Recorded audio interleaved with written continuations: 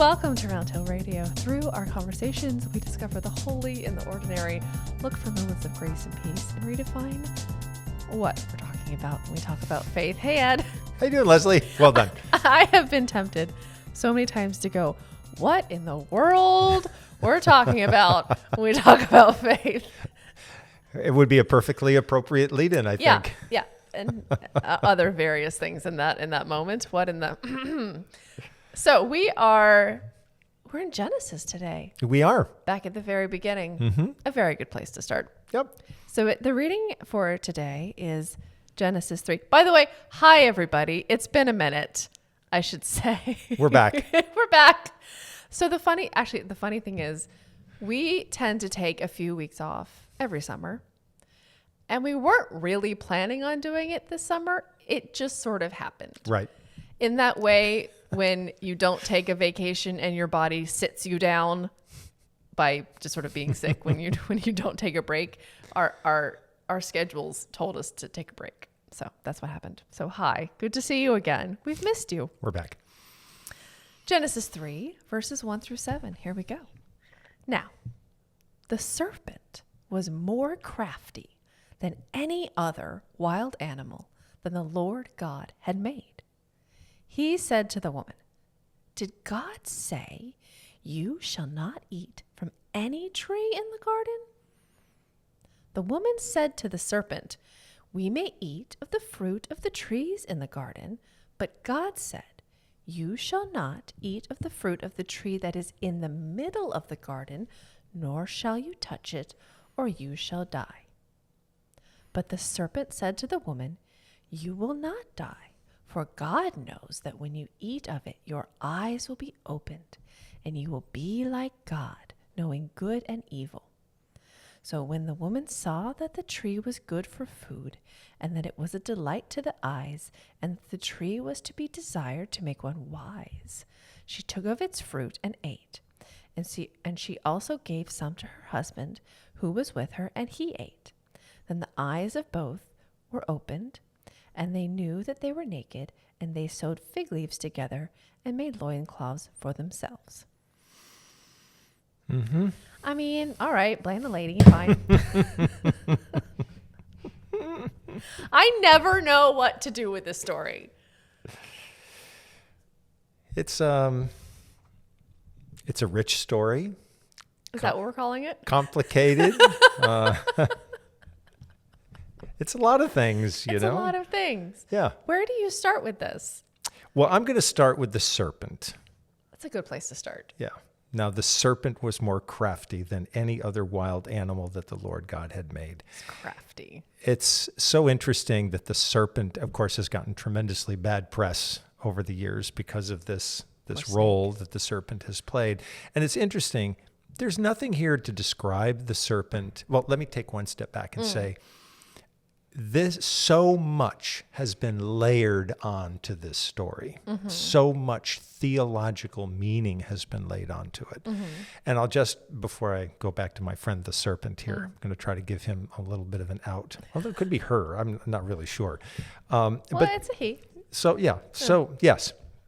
So the thing about this text is that you have someone several hundred years later, Augustine, who becomes one of the great writers of the early church.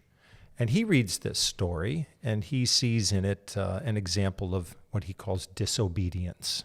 Okay. Right? So that basically there were certain rules and regulations laid down about what you can eat and what you can't, and that's disregarded because the snake comes in there and says, well, God didn't really say that, or didn't really mean that, or whatever. Yeah. And then they do what they do.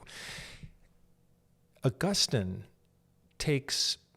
focuses a spotlight on Adam and says that Adam's disobedience is like this infusion of something into humanity. And that from this point onward, all humans are inclined to disobedience. Okay. The word could be sin, but Adam is really responsible for setting in motion this awful kind of tension with God, right? Not paying attention. And of course, Eve is part of that too. They do this together. But think about the layering of that meaning onto this little story, right? Which if you just separated all of that away from it, you would say, this is actually we may not like the meanings in it and the way people are portrayed. Sure. But it's a pretty beautifully crafted little story. Sure. Today, we would call this flash fiction, right? It's a lot in a very short. It's a couple hundred words. Yeah.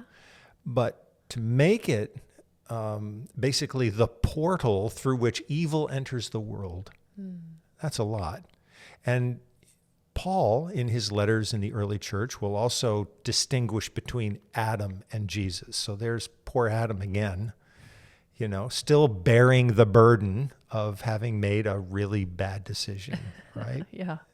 So I just think part of the importance of looking at this story is to think about the way in which we've chosen to use it. Okay.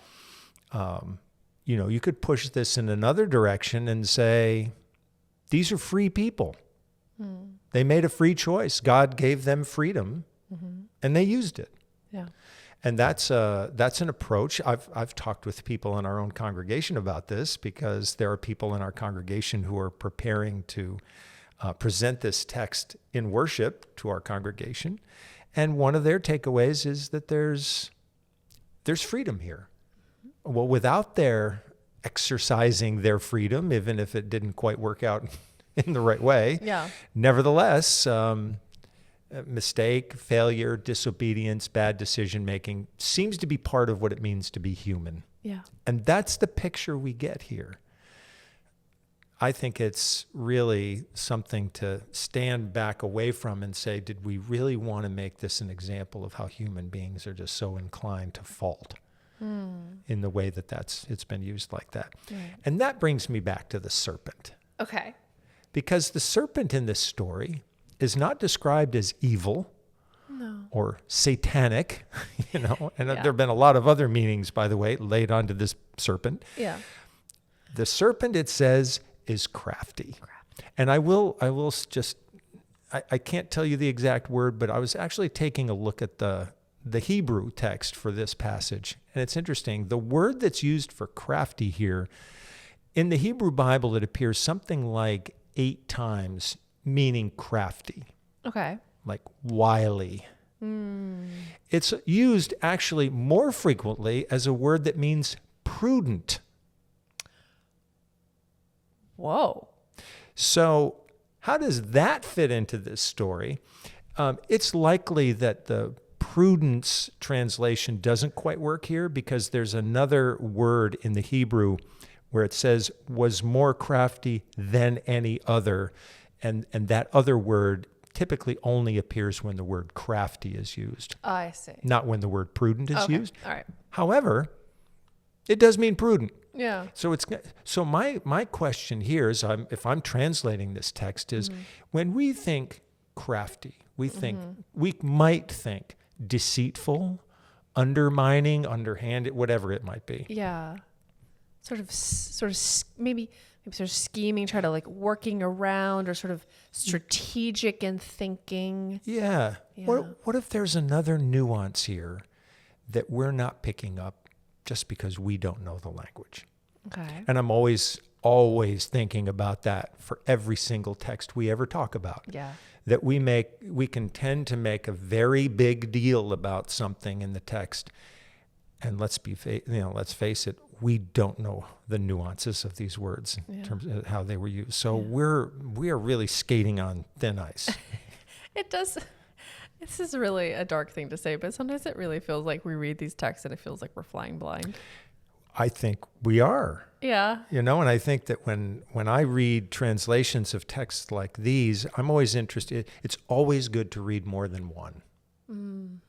And I was taught that or encouraged to do that very, very early on, because other writers may pick up a nuance that's here. And there's by the way, just a little shout out to the Jewish Publication Society, because they have a wonderful, amazing English translation of the Old Testament, which feels very fresh and very vigorous, and often captures nuance that are not in so many of the other standard translations. Wow, that's interesting. So something to think about. But, we usually tend to get locked into one thing and kind of use it. Yeah. And we tried to avoid that a little bit when we were putting together our series, right? Yeah. We wanted to include 4 or 5 different translations. That was the funny thing that kind of, in the way that this has created so many opportunities, because we included 5 translations, honestly, because of copyright issues. Mm-hmm. But it has genuinely created that opportunity Yep. of really exploring some translations I hadn't used before, genuinely. Mm-hmm. So that's been really interesting. Yeah. Yeah. So, I look at this story, and it's such a fascinating encounter between these 2 characters, and that's the word I would underscore. Everybody in this story is a character. Let's not make them more than that. Yeah. It's a short story. Mm-hmm. And my question is, just on the basis of the words here, what do we see? And I was reading a little commentary about this, and someone said, well, the serpent is the first one to stand up for disagreement. All right. Let's push back here. Let's push back against, basically this is what the serpent's doing. Let's push back against God. Mm-hmm. I know God said those things, but I've got some other interpretations here. I guess the last little, I'm on a little rant here. I love it. It's great. Keep going. Last little comment here. So many years ago, someone told me about a book called God and the Poets by a Scottish author, David Daitches. Yeah. And he wrote this book because he was fascinated by poets, and I'll use this one example, William Blake, an English poet, who had really deviated. These were not orthodox Christian people, Mm-hmm. right? They had their own mythologies and views and all of it of the world. But the point that he was making is they developed that because they actually had the strength of the tradition to push against. Okay. Right? So sometimes in life, it's kind of like the adolescent and the parents, right? Yeah. The adolescent doesn't like X, Y, and Z about what the parents are doing. Sure. The rules and regulations for the garden. But has them to push against Right. in order to do something new, maybe rebellious, maybe problematic, but nevertheless, it's a grounding, right? From that basis, you can do something creative. And it's the same thing, I think, in art and music, right? You have a grounding in something, and then you say, oh, I don't want to, that's out of mode now. Right. I want to push against that. I want to do something new. Right. I think that's part of what's going on in this story. And I know that doesn't fit with very classical Orthodox interpretations of this story that really want to focus on human disobedience, our inclination to evil, and the sin used as a word to describe our alienation from God's purposes and what God wants. But there's a lot of flux in this passage. Yeah. And maybe it's very much about the creative interaction with God. So that's so interesting, because I'm thinking about, this idea of, children, the exploration of boundaries, yes, as one might imagine, having a toddler pushing who's back. very much living into her 3-ness these days. Yeah, thank you, Mom and Dad, for providing that grounding against which I can push against. As is her right. I feel like if you expect it and you're like, well, you're expecting it, right? It's going to happen. So you're like, well, you just got to find the edge. It's somehow, she's got to find it by finding it. So it occurs to me, at least in these 7 verses that we're reading here, I don't know what happens in verse 8 from memory, but it occurs to me that this is not a God coming down and being like, what did you do situation. This was a proportional response, potentially, as parenting books will tell you. This was like, well, you ate the fruit, and now, Yep. the thing I said happened. And now that blissful experience of body neutrality is over, so now you're going to have to make some clothes. Turns out the stove was hot. The stove was hot, so now you got burned. Yep. Well, okay then. Yeah. Yeah, that authoritative kind of gentle parenting thing, right? Well, that's what happened. That was a rational, proportional response of parenting. The original, but like it wasn't like a screamy God response. It was like, well, okay, Yeah. I told you that was going to happen, so that happened. So there you go. So they're going to be evicted. So then I get evicted. They So were there was a evicted little from screaming. their first apartment.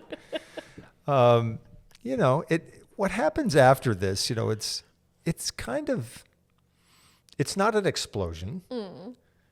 It describes God as walking in the garden in the cool of the day. It's this very kind of intimate image where this is God's space, and God is enjoying this space.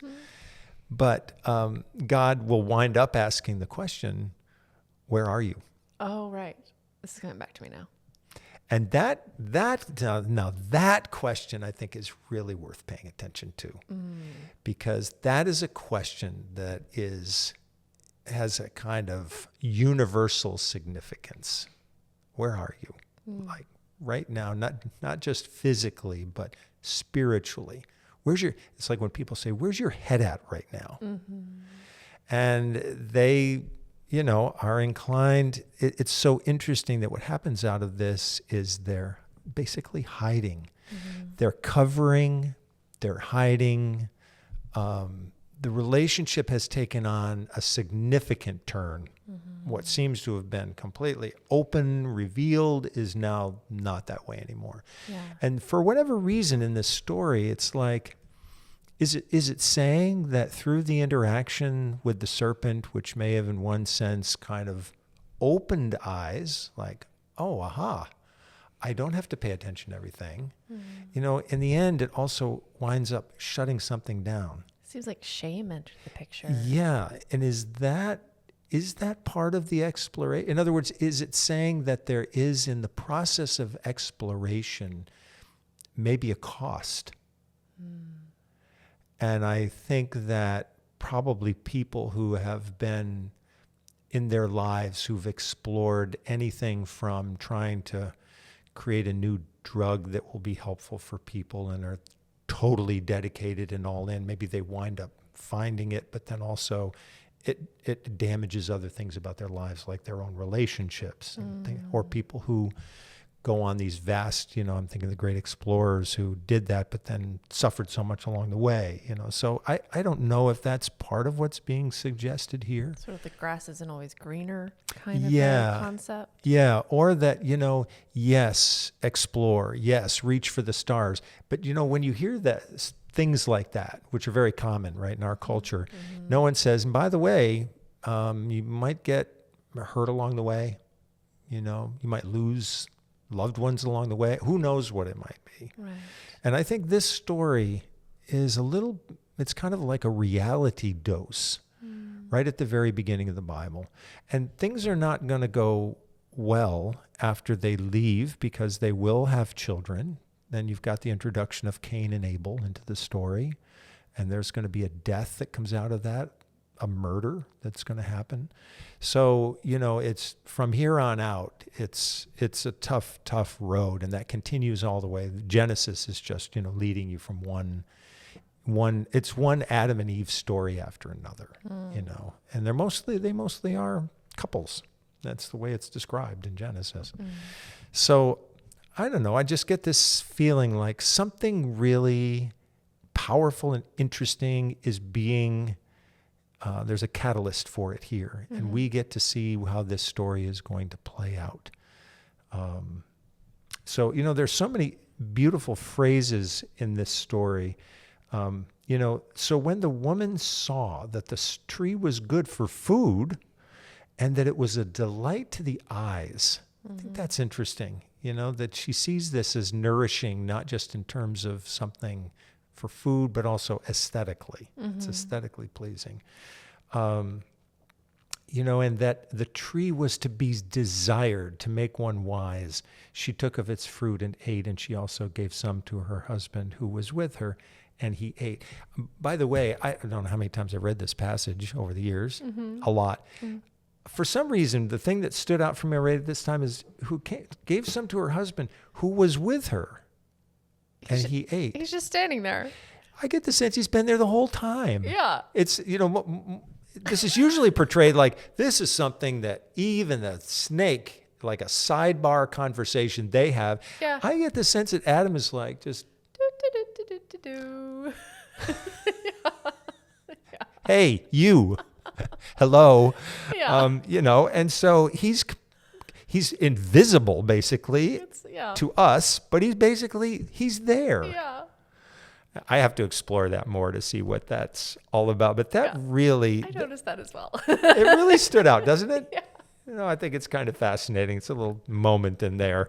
And there's, by the way, zero resistance from him. So like if anybody's trying to make a case that, like Eve forces this on him, this is pretty automatic. And I'm like, he's with her and he like, I can appreciate the like, maybe he was, if he was like way over there and she hands him some food and he had no idea, but he was probably standing, it says like he was standing right next to her. So he heard the whole conversation. He knew he knew exactly what was going. It's not like, oh, I didn't know. Oh. The little word with, usually I think when it appears in Hebrew, it means like there's a close proximity. Yeah, I think he's not 50 yards. I think he heard the talking snake. It seems like I'm pretty sure he would have noticed the talking serpent situation. Yeah. Yeah. So, I think that's an interesting moment in the story. Yeah. The other thing that's here that's going to crop up a lot is the notion of being like God. And, this is really the serpent's take on things. There's a reason God doesn't want you to eat this food, because if you eat it, you're going to be like God. It reeks of a conspiracy theory. Right? So what is that? What does it mean to be like God? What's the serpent's vision of that? Yeah.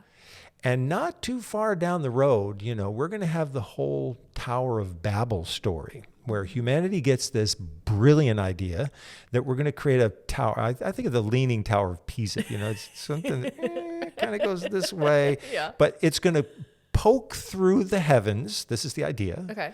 And then basically we'll be like God. And great idea. And God sees this and goes, I don't think so. And basically, and this is interesting because you almost get the sense that there's a plurality of gods at this point, because then God says, look, they're going to be, if this is successful, they're going to be in our house, they're going to be up here with us, and they are going to be like us. So God sends a confusion of languages. And that basically puts an end to the construction project, because it's hard enough to communicate if you all have the same language. Yeah. Throw a few more in there, and then that was the end of that. But the whole theological question there is people yearning to be like God, and God having to find a way to put a stop to that. Yeah. And this is what's going on here too. So I think the question is, what is that all about? What's the vision of that? And it's so funny because if you fast forward into the New Testament, Jesus will say on occasion, or on one occasion in particular, be as compassionate as God. So be like God. And I think there are plenty of other examples too in the Old Testament where the community of Israel is aspiring to have the same compassion, mercy, and justice as God. Why is it promoted there? Yeah. Why is it not promoted here as a good thing? Yeah. That's a question that I have that I do not understand. But I think it's something that who knows what the author's intention of this. Why was it so important to include this here as part of this Genesis story as it evolves? Questions upon questions. Do you think that what happened was true when they ate of the fruit of the tree? Because God said that they would die, and the serpent said that their eyes would be opened and they would be like God, knowing good and evil. Which do you think happened? I think the story is saying that there's an awareness that came into their lives that wasn't there before. So there was a truth to that. They saw things differently. Were they seeing things as they are? I'm not sure.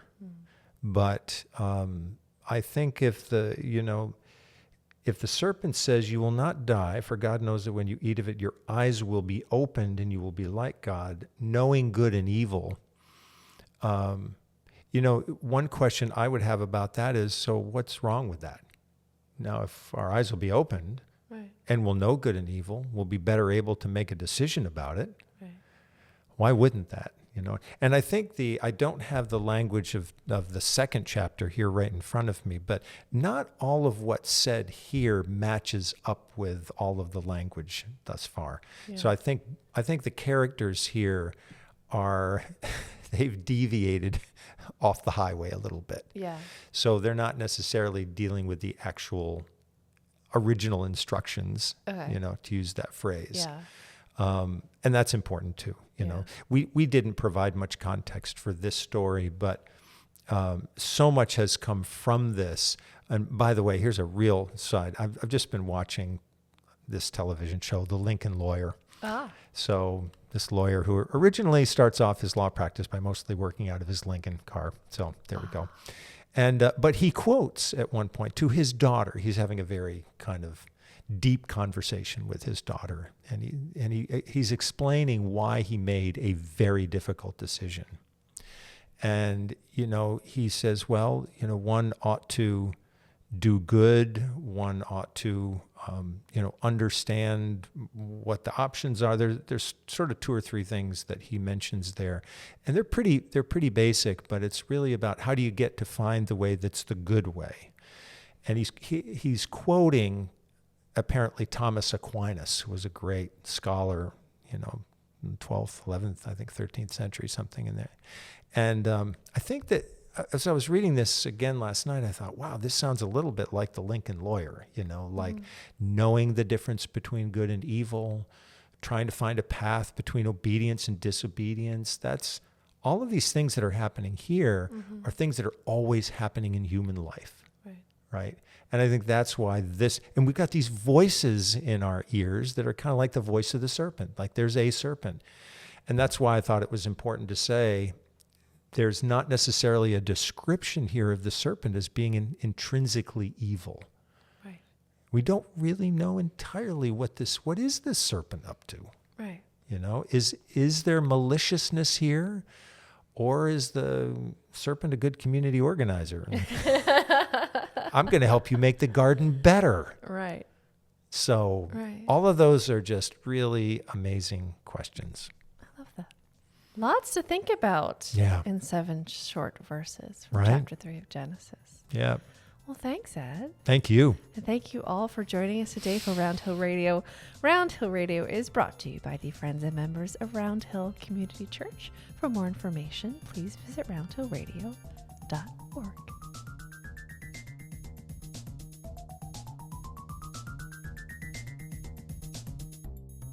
If you enjoyed this podcast, there are a few things that you can do that would make a big difference to us. Like the video, subscribe if you aren't, and click the notification bell and select all.